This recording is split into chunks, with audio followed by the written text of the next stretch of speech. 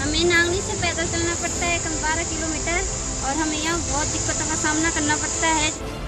टिहरी जिले में स्थित चंबा ब्लॉक के बमुंड पट्टी के काणीघाट नामे तोक में नहीं हुआ अब तक विकास।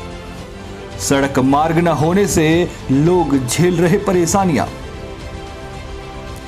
ग्रामीण कई सालों से कर रहे सड़क की मांग।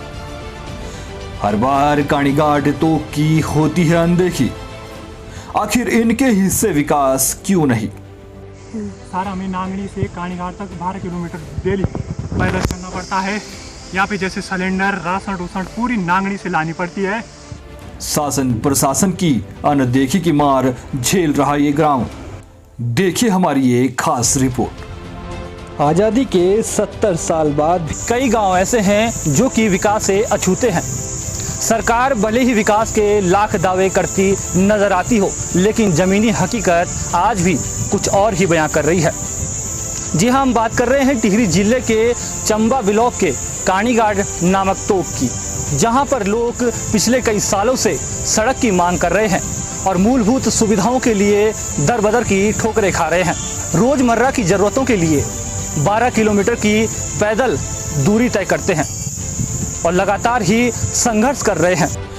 हम बात कर रहे हैं टिहरी जिले में स्थित चंबा ब्लॉक के बमुंड पट्टी के काणीघाट नामे तोक की, जहां विकास के नाम पर हर बार शासन प्रशासन हो या स्थानीय जनप्रतिनिधि, हर किसी ने जनता को आश्वासन का झुंझुना देकर ठगने का काम ही किया है।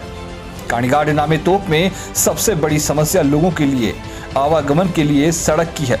यहाँ के लोग लगातार मांग करते आ रहे हैं कि इनके गांव को सड़क मार्ग से या यूं कहें कि विकास की धारा से जोड़ा जाए, लेकिन शासन प्रशासन के कान में यूं तक नहीं रेंग रही, जिस कारण लोगों को आज भी अपनी रोजमर्रा की जरूरतों के लिए हर रोज गांव से मुख्य सड़क मार्ग तक 6 किलोमीटर की दूरी तय करनी पड़ती है।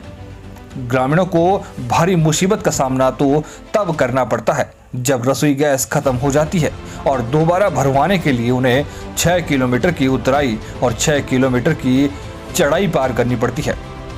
तब जाकर घर में खाना पक सकेगा। साथ ही जब घर में राशन लाना हो या गांव में शादी या अन्य कार्यक्रम हो तो तब भी लोगों को कठिन परेशानियों का सामना करना पड़ता है। हमें नांगली से पैदल चलना पड़ता है 12 किलोमीटर और हमें यहाँ बहुत दिक्कतों का सामना करना पड़ता है, जैसे गैस सिलेंडर, राशन हो गया, हमें इसमें बहुत दिक्कत होती है। सारा हमें नांगड़ी से काणीघाट तक 12 किलोमीटर डेली पैदल चलना पड़ता है।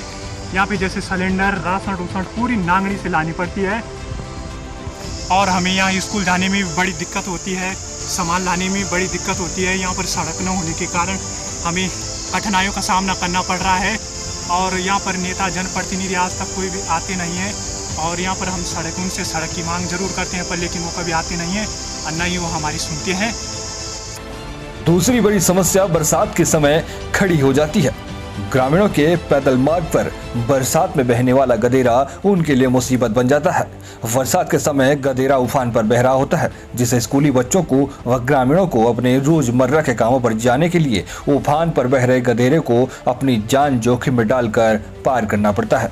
कई बार तो स्कूली बच्चे गदेरे में बहते बहते बचे हैं। वो तो गनीमत है कि कोई बड़ी घटनाएं नहीं घटी। जाना था, ऋषिकेश जाना था। अच्छा, लेकिन जाएं कैसे? दोनों तरफ नदियाँ आ रखी हैं, कहाँ जाएंगे? बहुत परेशानी हो रही है, मतलब बहुत दिक्कत हो रही है। अच्छा। और मुझे जाना था, पहले जाना था चंबा।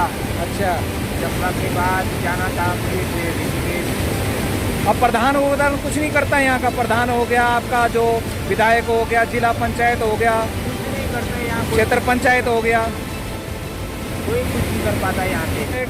इतना पुराना गांव है और ऐसे लोग बैठे रहते हैं नदी के किनारे। बताओ, बहुत परेशानी हो रही है तो है। इस समय जो है मेरे दोनों तरफ नदियाँ हैं। अच्छा, एक बार पुल का हुआ भी था कभी जमाने में, वो वापस चला गया। बस घर भी जाना बहुत जरूरी है। घर जाना बहुत जरूरी है। यहाँ जंगल में कहाँ रहोगे? नहीं यहाँ तो तो खाएंगे क्या? बिजली यहाँ नहीं है। बिजली के लिए हम धक्के खा रहे हैं जगह जगह, पर वो तो क्या विभाग कोई सुनता नहीं। ये गाँव ग्रामीणों ने लगातार शासन प्रशासन व जन प्रतिनिधियों से अपनी समस्याओं के समाधान के लिए गुहार लगाई है और साथ ही गधेरे पर पुल बनाने की भी मांग की है, लेकिन इन लोगों की कोई सुनने वाला नहीं। बस चुनाव के दौरान इनका इस्तेमाल वोट लेकर किया जाता है और इसके बाद इनकी कोई सुध तक नहीं लेता।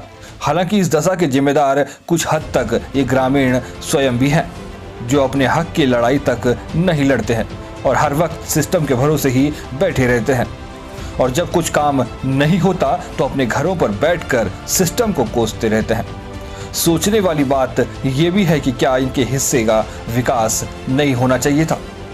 क्या इनके क्षेत्र को, गांव को विकास की मुख्य धारा से नहीं जोड़ना चाहिए था? और अगर ऐसा होना चाहिए था तो क्यों अब तक ग्राम प्रधान, विधायक या प्रशासन ने इनकी समस्याओं का हल नहीं निकाला? क्या सिस्टम इतना लापरवाह हो गया है, गैर जिम्मेदार हो चुका है कि उसको जनता की परेशानियां ही नहीं दिखाई देती?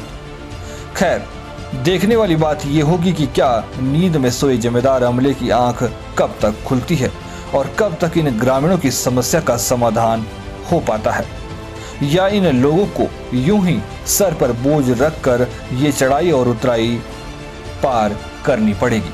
सरकार लगातार दावे करती है कि विकास हो रहा है, और अगर विकास हो रहा है तो किसका और कहां, ये सोचने वाली बात है।